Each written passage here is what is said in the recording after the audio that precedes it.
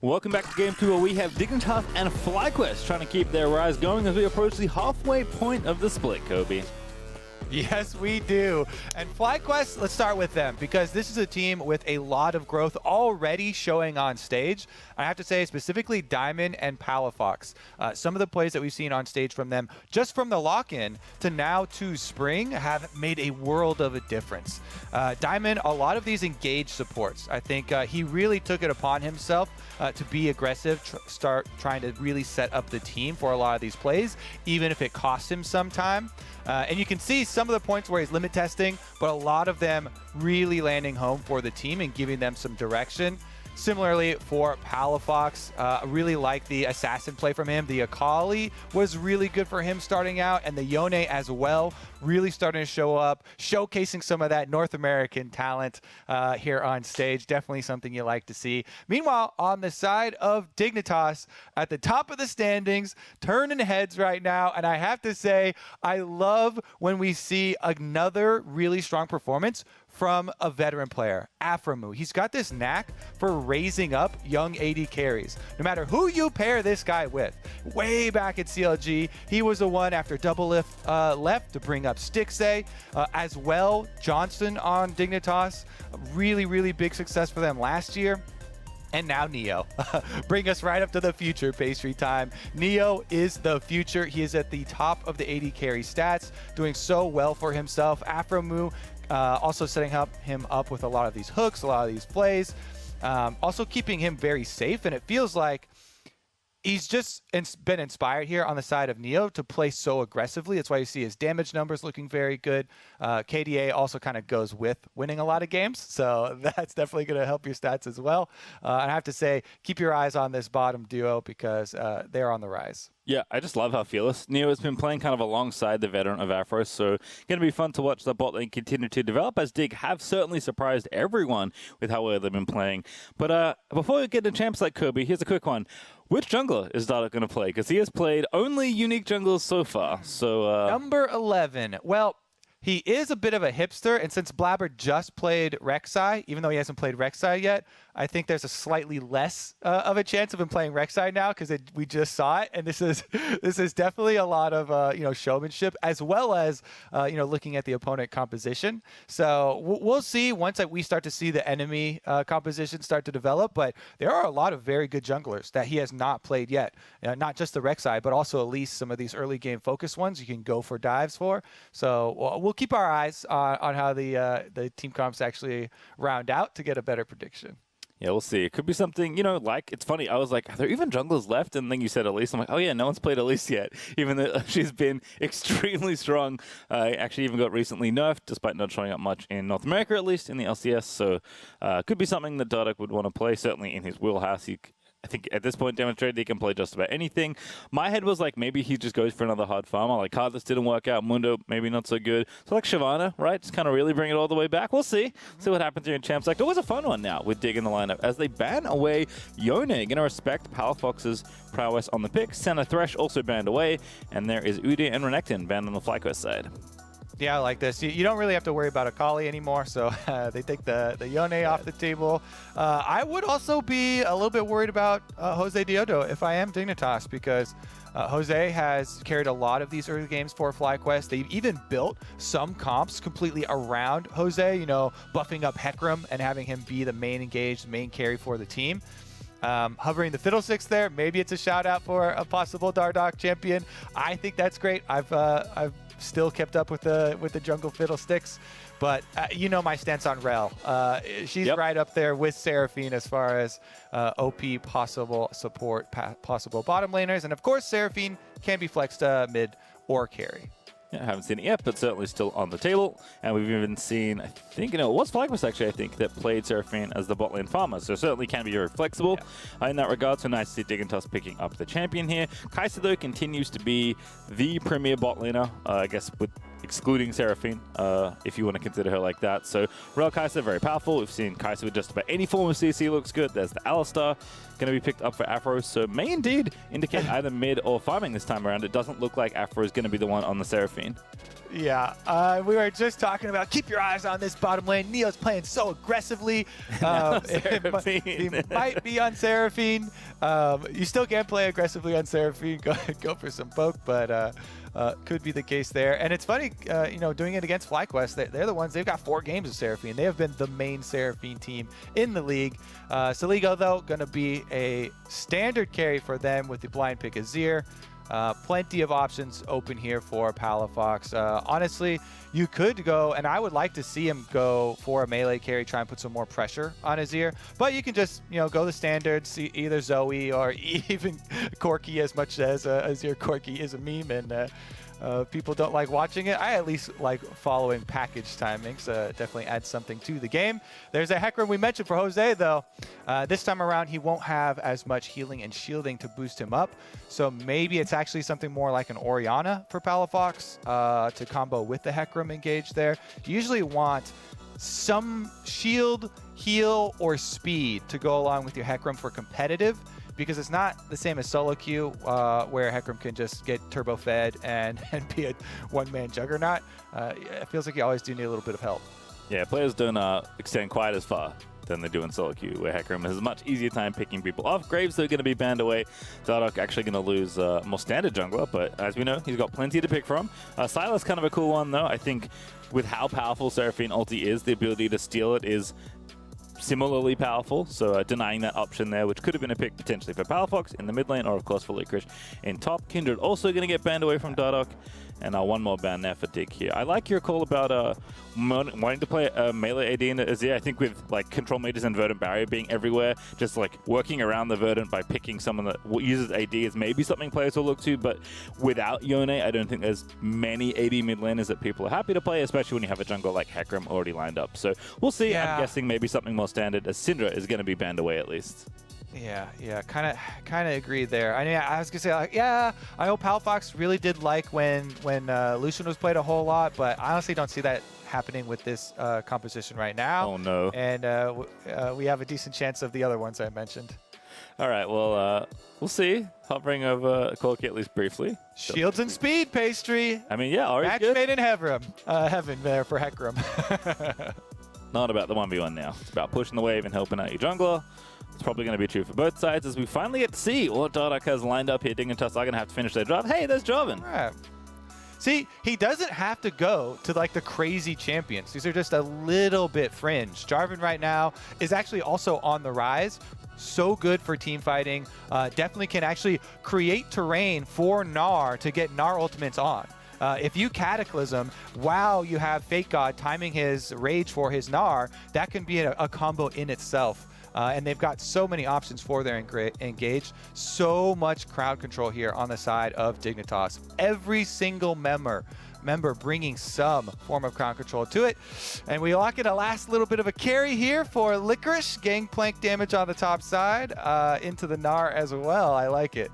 Yeah, I was reminded, though, that Aurelia is a champion you could pick in these spots in mid lane. Certainly something Palafox can play, as Licorice did, I think, at least consider it as a counter pick to the Gnar. But it's going to take GP here instead. I feel like when you can safely take Gangplank, top lane is proficient on the champion, you just get so much value because Gangplank's just like very good in lane and also very good as the game goes on. So not a whole lot to lose there when you pick up GP, but at least wanted to ensure that the matchup was going to be okay, as Fake God already blind picked Gnar, so Licorice feeling comfy here to pick GP.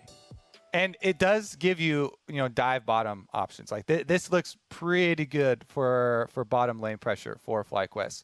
Gangplank ultimate, Hecarim going down there. You have the Rel into the Alistar Seraphine, and that is not a strong early lane for Alistar Seraphine. It's mostly damage control. So I want to see if FlyQuest can punish. Maybe they open up a pain point down there, or they use that pressure to start stacking some dragons.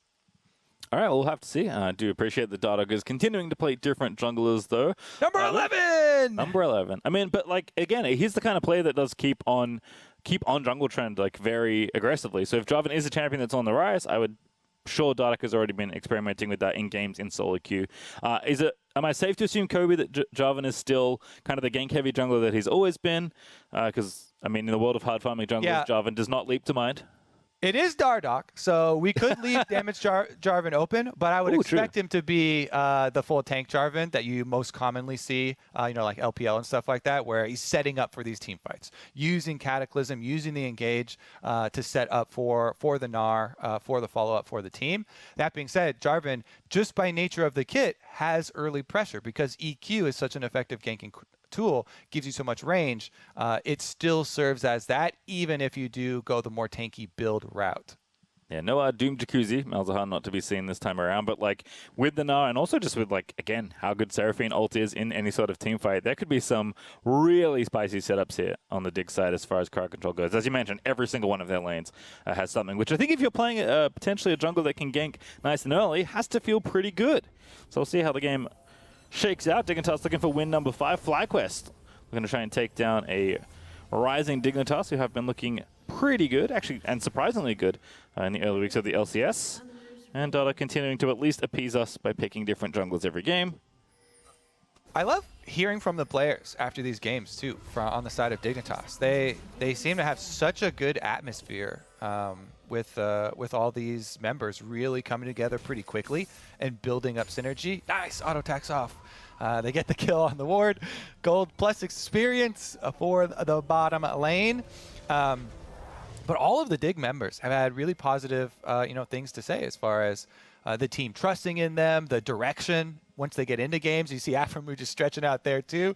They are not stressing over these games. They're coming in loose and relaxed, and it is definitely paying off for them. Let's see if Dardoch does anything interesting in the early phases, though. Generally, you'll just want to see red pickups there for Jarvan. It's one of the champions that has so many options as far as early ganking once you get your red. Trying to defend here against a possible Raptor steal. Yeah, predicting this invade very nicely. Dardoch here, but again, there's no EQ combo, so instead it's just going to be a fight on for the Raptors. A full-on 4v4 for the jungle camp. But Afro finds 2 with the pulverizer. Saligo's the one that's roamed around. Jose Diodo, no flash, just ghost. He's dead. Big Street, we saw this last weekend. You come at Dardoch, you invade Dardoch's jungle, you best believe the entire Dignitas army is going to rise up against you. Again, they have everybody on the team waiting for this invade. Jose gets his hand caught in the chicken jar here, stealing away the Raptors. Aframu just snaps it shut. There's no flash on Hecarim. Oh my goodness. Aframu doesn't let it happen. Immediately flashes in, punishes Jose. They get the kill onto the Hecarim. First blood over to Fake God, so he doesn't even feel that bad about sticking around with the team and then using his teleport up to the top side.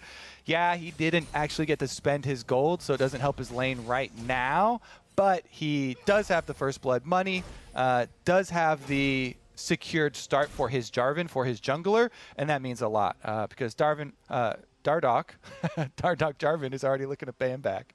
Yeah, actually, I was maybe thinking about going up topside there, but there is a ward there, which I'm assuming was communicated there. As Palafox is just eating the wrong end of these trades against Azir. Saligo, very practiced on this champion. I think probably his most played champion across his career. As what would happen here? Ah, this is how he got solo. EQ flash, maybe? That's my guess. Oh, he just walks at him. Get the EQ there. Nice.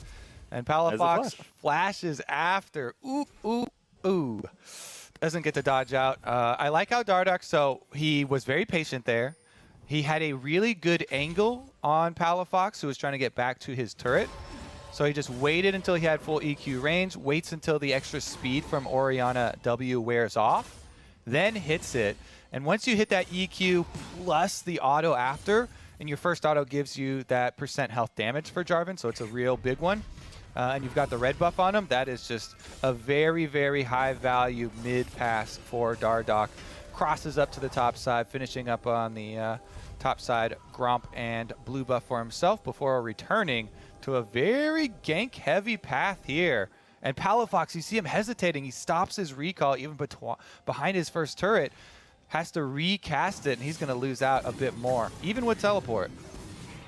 All right, well, hold my breath for Diamond there for a second, because that recall was just barely in time to not get himself killed, as Palafox is going to TP back to the mid lane. Saligo pushing it in, thanks to that early help from his jungler. Palafox, as you mentioned, does feel a lot of pressure to play ultra safe without his flash, and now without his teleport, as Azir is probably going to do the same here, although Soligo does have the luxury of walking back in if he wants to preserve that TP for a future time. In the top side, though, it's Fake God getting that grass proc here up against Licorice, feeling just fine here in the 1v1, as Soligo has indeed TP'd back in, and now going to try and push the wave in and harass Palafox as often as he can.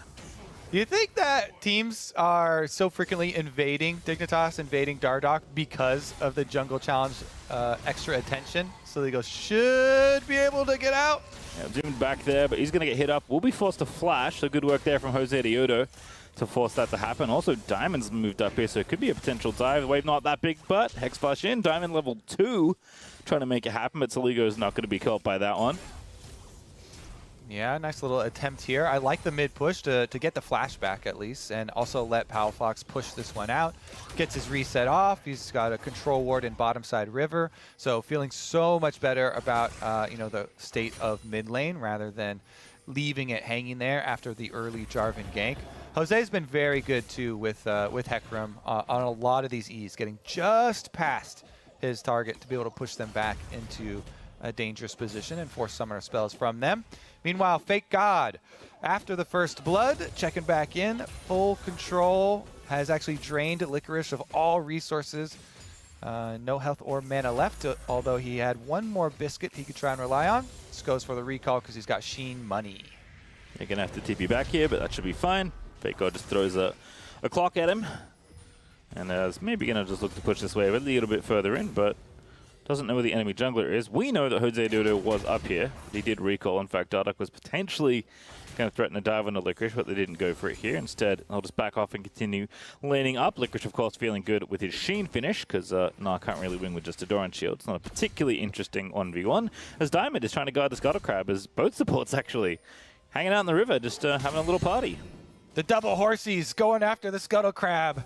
Which one's which? They're both wearing pink skins, too. Afro going in again. Ooh, Dardoch, big damage on a Jose Diodo. There's the stun landing in from the trample, and Dardoch flashing in for the Q. The smite is actually maybe enough to save Jose Diodo, and now Neo trying to find it aggressive with the Seraphine, but doesn't get it. A shockwave finds another there for Palafox, as he does move Dardoch in, but the ulti out of Soligo is going to save his teammate, but can he himself live, as now he'll glide over the wall and indeed be safe, as Diamond maybe going to find more here. Aphromoo has led them towards the recalling Dardoch, mounting up on top. Johnson with the ulti is going to get the kills. The last auto does find Aphromoo. Now Dardoch moving back in, getting so aggressive, trying to find a trade kill, but it's just his life that he throws into the trash as FlyQuest pick up 2. And this time around, it's FlyQuest that have the cavalry arriving to actually save the cavalry itself. Diamond jumps back in, doesn't want to let... Oh, wait, snipe! Oh, just barely missing.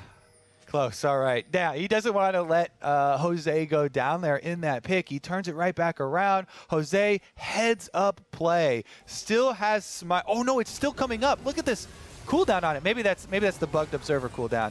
But here it is. Diamond jumps back in. Jose runs straight for the crab, gets the heal off that, runs right back through. They have Gangplank ultimate, as we said from Champion Select, making room on these bottom plays. And even with Soligo coming down to part the waters here on Azir ultimate, they still pick up the Seraphine kill. And then it's just the tenacity here. They just keep on going with the play.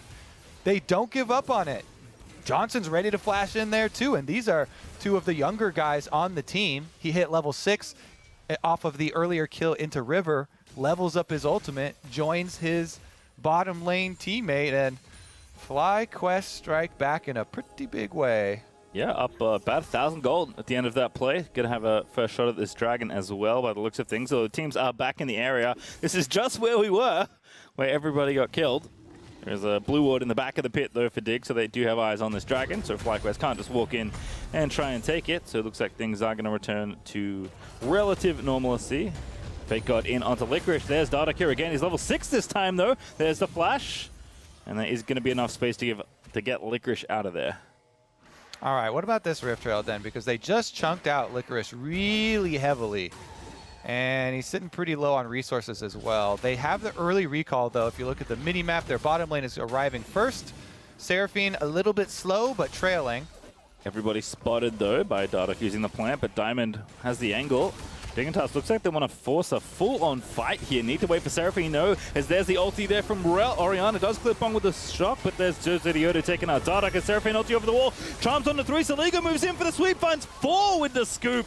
And now Palafox about to transform, FlyQuest about to transform once again as Palafox will indeed fall down to Saligo and Dignitas. They set up the fight, they wait for Neo, and they collect 3 as Johnson going to be the last one left. There's the triple kill that Saligo wanted and does collect.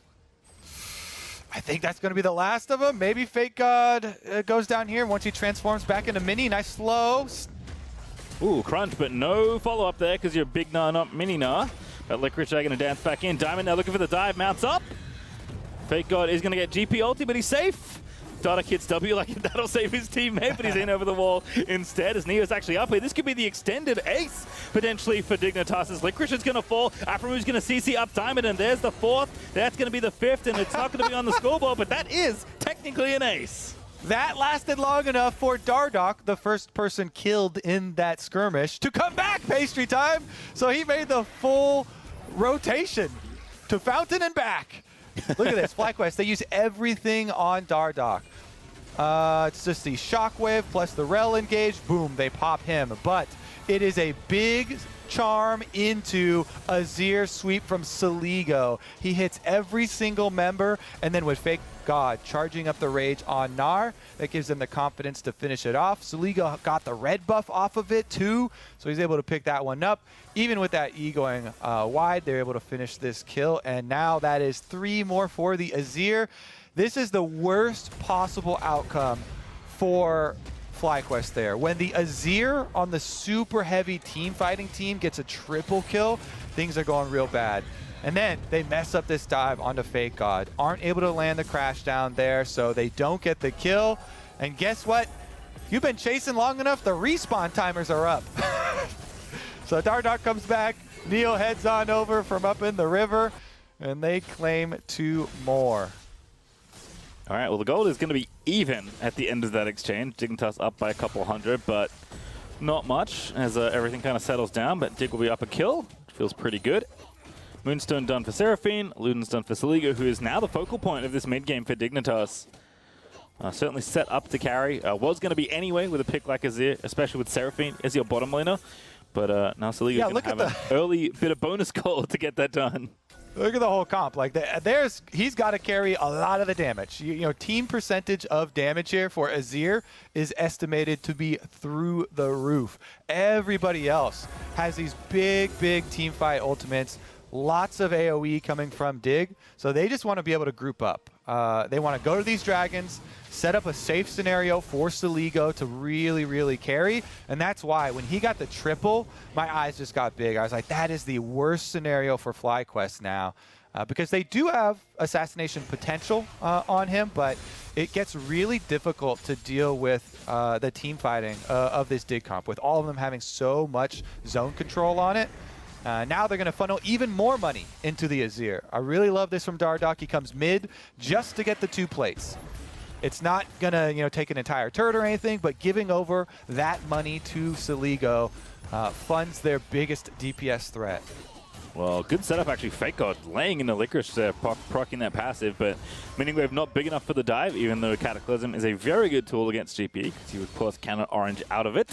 Josidioto, though, with Diamond by his side, is going to take out the Scuttle Crab. He's lining up that dragon, but it's not up for 2.5 minutes. Instead, we'll just take control of their strongest side of the map. But Fake God starting to get in work as well. Got 40 seconds to rip down as many plates as he can. GP ult's going to thin out the way, but Fake God already got what he wanted. Bit of bonus gold there from the tower. Yes, sir. Starting to get some completions in, too. Jose is able to complete his Trinity Force on the side of FlyQuest, so things are still decently bright for them. Johnson himself has 3 kills on the Kai'Sa and completed Kraken Slayer, so they definitely have more damage output at the moment, but there's just so much synergy in the team fighting here for Dignitas that they have to be very careful on the side of FlyQuest about their setup. They kind of need to have a really good flanking maneuver from their cavalry, which is what those units are for. In any warfare game that you've ever played, cavalry is all about flanking, all about speed, and that's what Jose and Diamond need to accomplish for FlyQuest on Summoner's Rift here. They are the ones with the big possibilities for this initiation. If you combo that into the Shockwave, FlyQuest can definitely come out with the W. All right, well, to extend that idea, Kobe, Jarvan's got a big spear, which is pretty good against cavalry in those games. Azir's ulti, lots of spearmen leaping out there with the Emperor's Divide. So we'll see how it all interacts here, because it is going to be a lot of execution in these 5v5s that we're expecting as we approach the middle section of the mid game. Minute now to that dragon is up. FlyQuest already with one, but it's going to be a pretty slow soul this game because the first Drake was taken so late. Doesn't seem like either team is really panicking for now. Dig just taking their farm advantages. They've got a couple plates here. They've been pushing in some of these lanes, feeling pretty good overall. As this recall is going to be interrupted, but by who? Aframu again trying to bait out Diamond, but Diamond's just going to walk away. Afra going to start the combo, though. Oh, he interrupts the W, actually.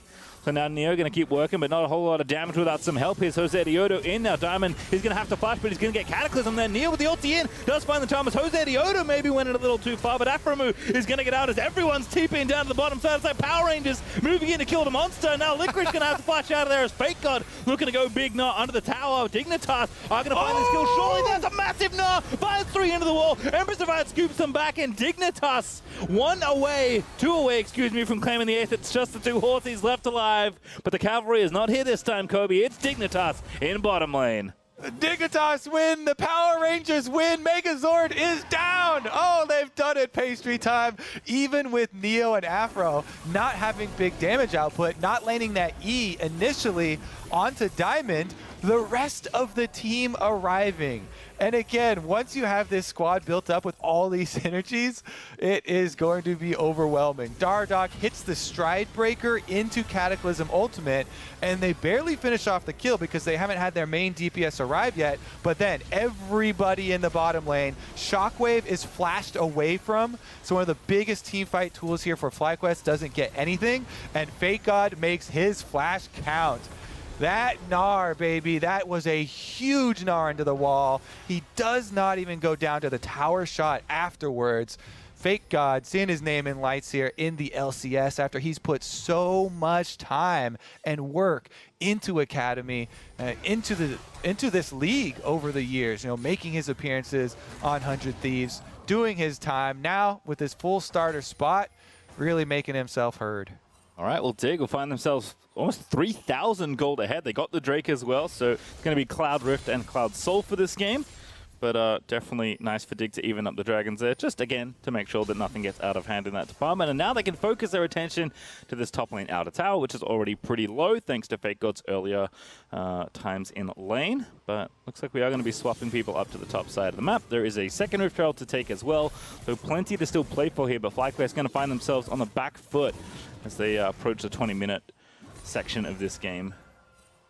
Stride Breaker, by the way, currently my favorite bruiser item. It's a fun one.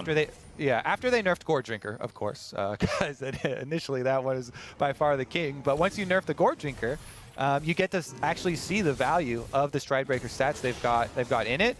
And since the active actually scales so well with a lot of the extra cooldown reduction, ability cooldown reduction that you're getting from a lot of these champions, it does provide very meaningful distance. Even though it feels really short the first couple times you use it, makes up a lot, and the slow is not to be underestimated. Didn't quite see if Jose stole that one away or not, but by virtue of the taunt there from Dardoch, I'm going to guess that he got it. Well, Neo going to be clearing out minions here on the top side, just chilling out, stacking up that tier. We've got Nashers on the way for Saligo. Can't be too far away at this point as Dardoch is zooming around the enemy jungle in the little cloud patch. Licorice certainly is a potential target. Does not have his flash. Had to use it in the last fight. So Fake God again continuing to just find pressure. 3-0-3 on this Gnar. Been involved in quite a number of kills, especially that last engagement. Did a lot of work to secure the back end of that fight. And Licorice just going to be zoned away from this tower. Fake God probably going to take it here if there's no one down to help. And Saligo's even controlling mid. Got the Sun Disc up, getting the minions pushed in. Doesn't want to get clipped here by Palafox and Diamond, but should be okay as FlyQuest does indeed get the second tower on the board for Dignitas. All right, this is going to be a hard team fight to deal with. Dignitas have their Fed Azir. Moonstone is online for the Seraphine. Engagement is ready with double stride breakers for frontline. And Afromu will soon finish his Turbo Chem tank on the Alistar. Once that happens, it is just going to be watch your sides. And honestly, even if they don't get a flank, this Dignitas squad is so tanky, they can just go straight up the middle. Ooh, tries to strike break in there, but Diamond not going to be killed just yet. No, Soligo going to make short work of the remaining health, perhaps, as Jose Diodo does move in there. Decent move back, but the stun is good and not enough, unfortunately, as Soligo just ultis Jose Diodo now on a rampage with kill number 4. Now it's easy for Dig. Just group up on these objectives, continue to force 5-on-5. They've got plenty of options. Baron started up even on Scuttlecrab Vision here because there's not much FlyQuest can do about it. They have no smite, so it'd have to be an Orianna steal, which if you let that happen in this situation, maybe you deserve it. Palafox is heading over. Afromu and Fake God are on him. Fake God found the catch. Kaisa is going to be stunned into the wall, but Fake God just trying to play goalie here. Baron is low, and it should be backed up. Indeed, it will. Dignitas going to collect it, but now Afro gets the stun onto Liquid, who's forced to orange out. And Jose Diodo still too far away for a re-engage, so Dignitas just take the Baron. All right, they've got plenty of time to reset before the Dragon 2 pastry because they have Baron-empowered recalls. Only 30 seconds away. Those will get you right back to base. Everybody picking up control wards as well. You love to see it. All 5 members buy 2 control wards pastry time. That is good coaching right there. Oftentimes you'll see towards these mid stages, you know, extraneous items filling up slots or being a bit lazy with it. But every member of Dig doing their part to fight the Vision Wars as well. They know they've got this big early lead, and all you have to do is keep up those deeper wards, and they won't let it go. Top side, you do need to notify Fake God, though, since nobody is on bottom here. That is weak side. He's going to have to play a little bit careful. Don't let FlyQuest, you know, get any extra money going for a play up there. Does have his flash, doesn't have. Oh, does have Strike Breaker back as well, so it's probably going to be fine here. But he's playing respectfully. Doesn't even hit those minions actually. Just waits it out. Doesn't want to go angry mode because he probably needs the extra hop away. That's actually a really nice little subtlety there from Fake God, just respecting the fact that he is on the weak side, as you mentioned. Also, Dig don't have to rush for this dragon. It was already going to be a pretty slow soul, even slower now that the first 2 drakes have been split. And they do want to maximize the power of this Baron buff here. So just sieging for now, but Jose Diodo going to rotate in as FlyQuest just want to fight.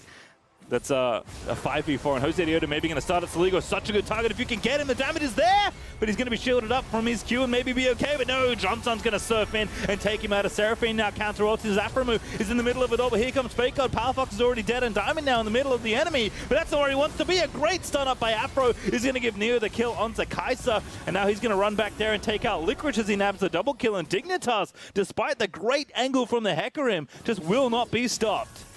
Yeah, they took down the Azir, but even with the main DPS down, there's so much sustain here with the Seraphine. They keep everybody else pummeling away at the members of FlyQuest who use everything to try and dive in onto Soligo. And you saw there too, on the outside, Johnson, Kaisa ultimate in to finish off Soligo. But then, as Soligo died, he left up his Azir wall. It barred Johnson out of the fight. So the Kaisa damage wasn't here to follow up. And then by the time the wall falls, Dig just turned immediately on him. It's just, I felt kind of bad for him. Here's initiation though. Jose finds a great angle. They didn't quite get the fall up there on the stun, but ultimate in from Kaisa finishes it off. On the bottom of your screen, the Kaisa's not there. So even though they got the first kill, it was basically a 4-on-4. And then Afromu, as soon as it gets through the wall, Afromu just says, hey, what's up to my old lane partner? Here's an Alistar combo, and you're done. All right, well, Dragon One's picked up. Sensor is now finished for Neo, so it's really going in on the Soligo carry here. I like it. As he's busy defending 1v3. This top lane outer tower that's still standing, but of course Dignitas are reinforcing. FlyQuest gonna guess that, so time to move away as Azir actually maybe gonna look for the play. He's 2 levels ahead of Palafox. That is ridiculous. Certainly a good place for the Emperor to be. Life is good in Shurima. They just have to group up once again, top side. They even have Fake God pushing in on mid at the moment. As long as they don't get too close to the brush, I think they should be good. Johnson counter pushing there and all the way in bottom side, but no TP for this Kai'Sa, so gonna have to come back to try and stop the assault. And they've got the bottom inhib opened up as well, but not gonna take it just yet. Trying to maximize the surface area of the enemy side of the map.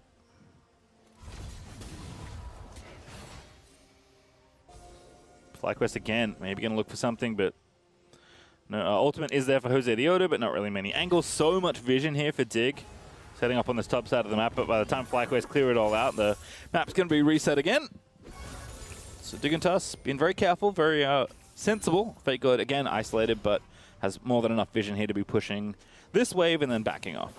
Yeah, I mean, they hold all the cards right now. Even with the Gnar bar probably going to time out here. Full reset for them.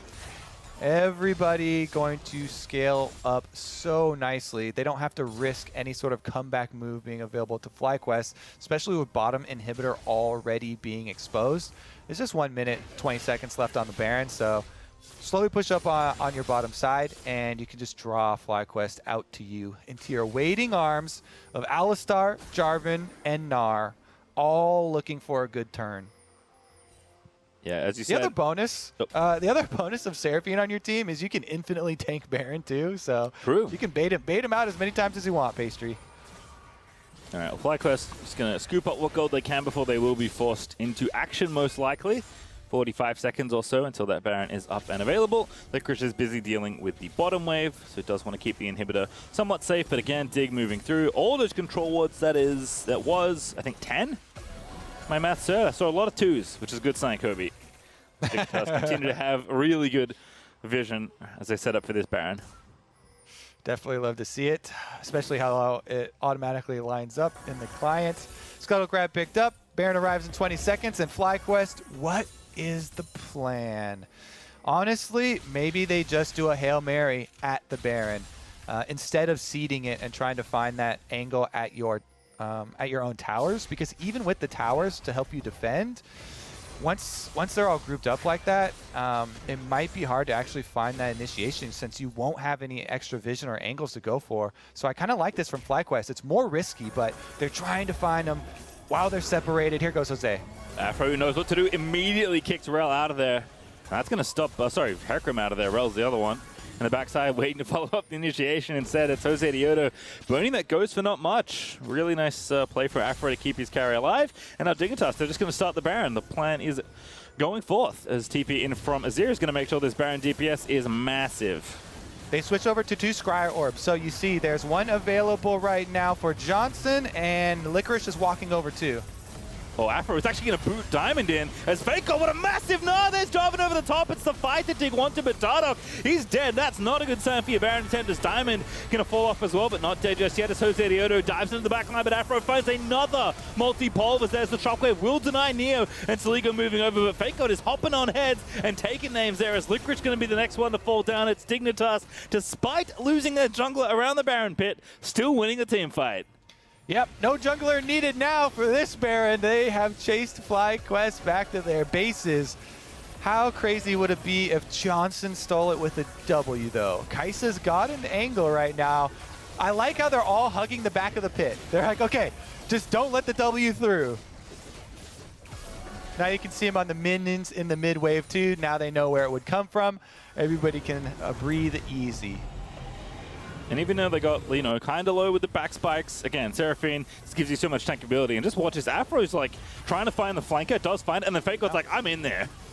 He's in there. He got a great ultimate, but there's no damage to follow up initially on it, so Dardoch going in actually gets turned on. And Diamond does initially get out, but it's Aphromoo with the re-engage. And this is the benefits of having so many champions all stacked up with so much CC for them. Saligo also trailing, never gets in any danger at all because he's just at the back of the army, commanding them and marching forward. Now with Baron buff, Dignitas will look to improve to 5-2 on the day, move on up in the standings, and keep the win streak alive. Yeah, FlyQuest even like holding that wave there so they can time this push. Looking pretty good actually as Dignitas going to look to break open mid. Still have bottom open, remember, but don't need to do extra work to expose that one. FlyQuest's going to push through top and should be able to take that out. That was so much damage from, I assume, a demolish-powered auto on that top side. But mid inhib's going to go down. FlyQuest's going to finish off that top inhib tower, and FlyQuest just kind of have to make their stand. Well, their base is crumbling around them. One inhibitor left. Once that goes down and you get the double stack super minions, it is lights out. So here we go. Jose's looking around. Diamond possibly could get a flash off. Saligo's far from both of them, though. So you see Saligo's positioning. I actually like it a lot. He's pushing up the minions while also staying away from the engage of FlyQuest. So now all that Dig have to do, they could honestly just stand here. With all the supers coming in and the Baron buff on it, they could just watch them. Yeah, way more where that came from, too. All three inhibs are now down. They've still got Baron for a minute. 10 is Afro is Afro beats. Afro playing beats. the cowbell.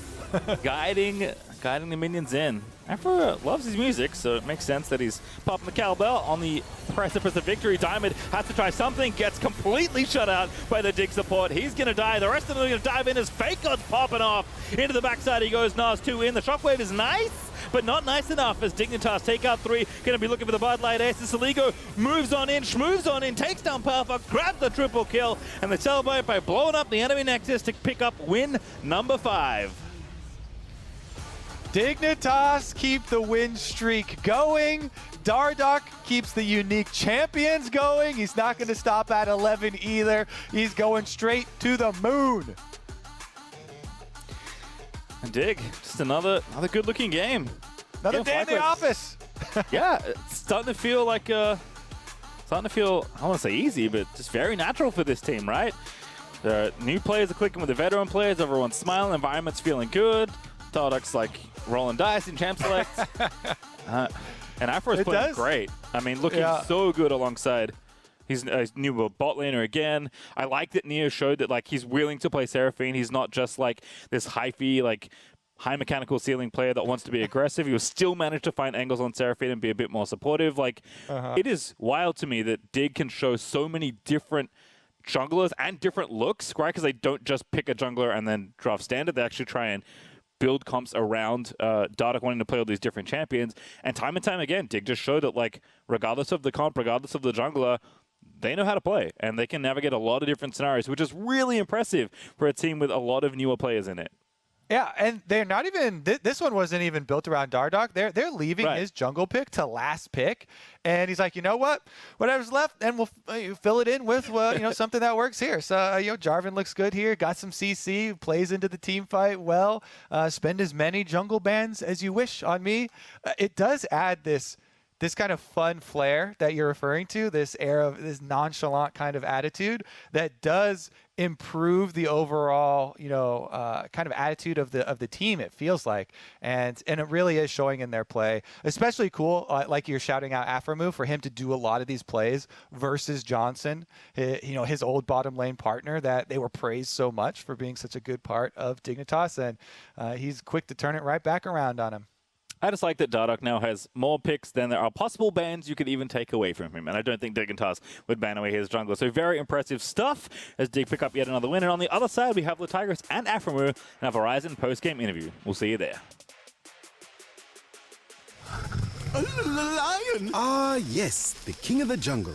Time for a Red Bull. Red Bull? Still, you'll never be faster than a lion. I don't have to be quicker than the lion, just faster than you. Red Bull gives you wings.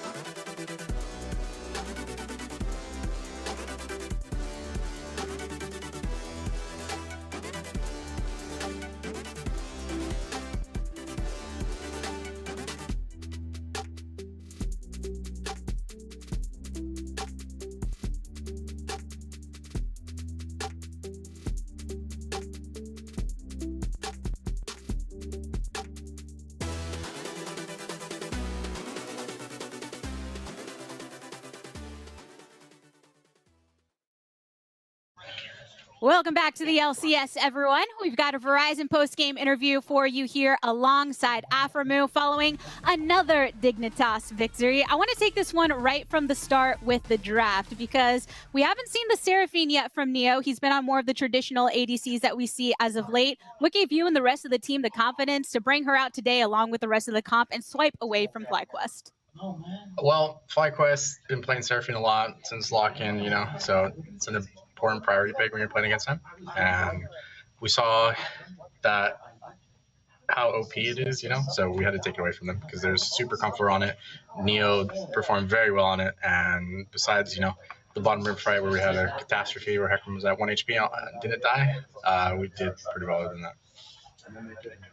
Yeah, and the team overall doing a great job of following up on one another. It feels like you're coming together as a collective. And speaking of coming together as a collective, focusing a bit on the bot lane some more, the casters and the analysts have been talking about you as this raiser of rookies, reflecting upon your time, bringing Stixay into the fold, and Johnson, and now Neo. We've talked a bit about this in our past interviews, but I want to know, do you see this as a part of your identity and maybe something to take pride in at all when you're looking upon your career, being this veteran that is a leading voice in bringing up the young talent? I just think I'm good at being a facilitator.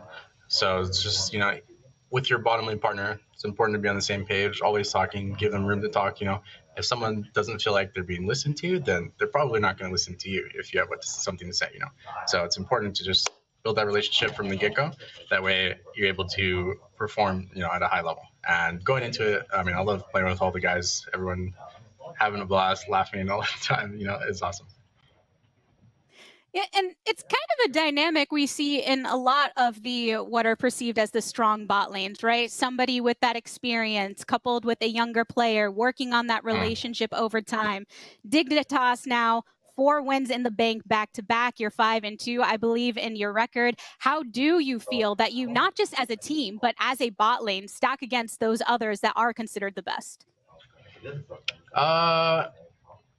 Having all the wins feels good, but going up against the other bottom lanes, still think we gotta play against them. I know they're, we got TL coming up again, 100 Thieves we lost earlier into the season, and then TSM I also think is pretty good. So I think playing against them is gonna be really fun. We just gotta see where we line up against them, but it's just important, keep working hard, and once we finally get to play against them, hopefully we'll be able to showcase what we got. Well, that's one thing. When looking at your schedule for the rest of the week, some would evaluate it as a harder strength of schedule compared to last week. Does that affect you at all when trying to go forward with these wins, or are you just riding the momentum with the rest of the team here? Momentum's good. Yeah, it's important to keep up the tempo towards that, but just coming at it game by game. We had a really good day today, going up against FlyQuest. Pretty fun. Macro, can clean it up a little bit. I had a couple fights where we didn't win, but everybody's just, going full forward on every call, Macro calling what they want, and, it's what you like to see. Or what we like to see. I must say, well, it's what we like to see too, because it has been a lot of fun watching Dignitas games as of late. Aframu, thank you so much for speaking with me in this interview. Thank you. Another feisty one to kick us off here today with our second game, but we're going to continue things on the State Farm Analyst Desk.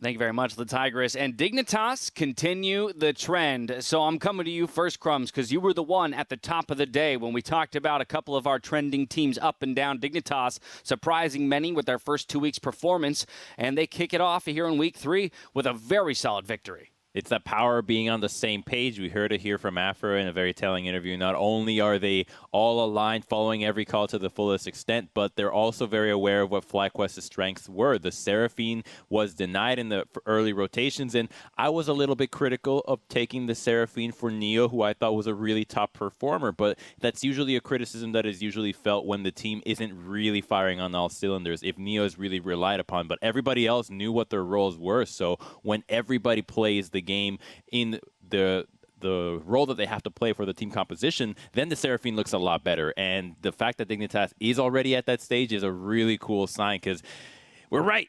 They are trending up. We'll see. There's the whole weekend of trending. But on the Seraphine point, I mean, the other thing that makes it look really good is when the player's actually just a good Seraphine player. Like, Neo was hitting huge ultimates, playing team fights super well, getting his spells off and actually landing them. He was incredible, and overall, I just love the two comps going against each other. You have the Cavalry comp, where you have the two horse champions going up against two spear wielders, and anyone who's played RTS games know that the spear wielders with Azir and Jarvan are going to just stick those little horses with their skewers. So not even a matchup when you really just break down the, comps on that level. And I want to compare this Dignitas to the one we saw in Lock-In. I think if you asked us a couple weeks ago who would win this game in predictions, we all would have said FlyQuest because we thought their roster was just straight up better, especially once Jose Diodo got here. We're all like, man, FlyQuest could actually be, a really big team and a force to be reckoned with. But now it is the opposite. I know Crumbs and I did vote for Dignitas for this, and I want to shout out Mark for getting it wrong and for doubting the Dignitas. So I just want to give props to the entire Dignitas team because it seemed that all 5 of their players were really on point this game. Every single one of them was doing their job, and I could not identify a real weak point of this team this game. No, and I think I also love the level 1 again. It was another one of those, like, anything for my Lord Dardoch. And, Fake God had to blow his TP up there, didn't have a chance to recall. But despite that, he did not fall behind this game at all. This was probably Fake God's best game that I might have ever seen him play. He absolutely hulked out this game and was a huge reason in these team fights that they were able to walk away with wins. Yeah, it was an action-packed first 10 minutes of the game. In fact, we're still rolling through a number of the plays that occurred. It was exactly 9 kills in 9 minutes. And so, again, that just speaks to the bloodiness of the game. But also, I think, in some regards, then highlights the amount of poise it takes for a team like Dignitas, any team in the LCS, to go from what seems to be a very even back and forth first 10 minutes to a dominant mid-game, which is ultimately what happened as we watch these final moments of the early 10 minutes play out. Dignitas finding a couple sweet kills up there in the top lane. And I think that poise, it's just, they're all on the same play. Every time there's a dig play, how many members of the same team are there together? Everybody's following the same call, and I think that's the big telling thing, that Afro, Dardoch, constantly together, Neo backing them up, and Soligo there to be with them as the DPS. They're really understanding to be on the same page, and this was, in my opinion, one of the cleanest dives I've seen out of Dignitas this whole time. And it doesn't start as a tower dive, but because everybody wants to join this fight desperately, they all make their way towards the bottom lane and commit because they know that they've all committed. And so as a team, you gotta commit when your teammates have already done so. Love to see every single teleport channeled. That's just, full commitment from both teams, to be fair. But ultimately, the execution here, and this is what you're talking about, Mark. Fake God enormous comes up with a huge performance. Alarm getting here. All right, well, Fake God has done a really good job this game, and especially against Licorice, who we've talked about before, had to kind of step it up for FlyQuest to win games. We spoke about this last week, that Licorice is in this position where he needs to do really well for FlyQuest to win, since he's kind of backed by a bunch of younger and more rookie players. But he used his counter pick against Gnar to pick Gangplank, which I'm not entirely down for. I kind of wish he went for something more like a Kennen or a Jace, and I know he plays them because I've seen it before, and I know we have some NA Jace memes going on in chat all the time, but he does need to be aggressive and pick these kind of outgoing champions that really want to play the strong side if he's getting that counter pick. Yeah, and I think it's one of those situations where you want to be as powerful as you can to carry the game, and GP is good for that if you think that you're kind of the, like you're saying, the main focus for your team. But at the same time, if you aren't able to provide any pressure or playmaking for your team to get to that point, sometimes they just fall behind. And I think the bot lane, again, has still been a bit of a problem for FlyQuest. Even in that dive, which we're hyping up, Fake God popping off, I got to give a shout out to High on Twitter, just showing the pathing by Johnson to run right into that Gnar ult to allow it to be a 3-man Gnar ult. Like, there's definitely some issues that they need to clean up for the bot side of FlyQuest still. Either way, a beautiful victory for Dignitas to kick off the week. As was mentioned by Tigress in the interview, the competition only gets stiffer for them here, though, over the next couple days with Cloud9 and TSM as their next opponents. We'll see if they can continue that trend upward in the coming days. We do have Captain Flowers and Azael, though, bringing us the cast for Golden Guardians versus Team Liquid right after this.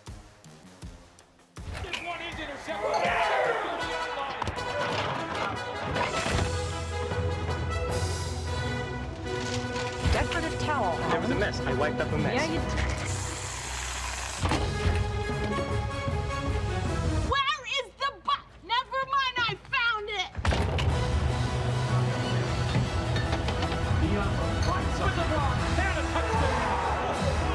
When game day is a go, there's a Bud Light there.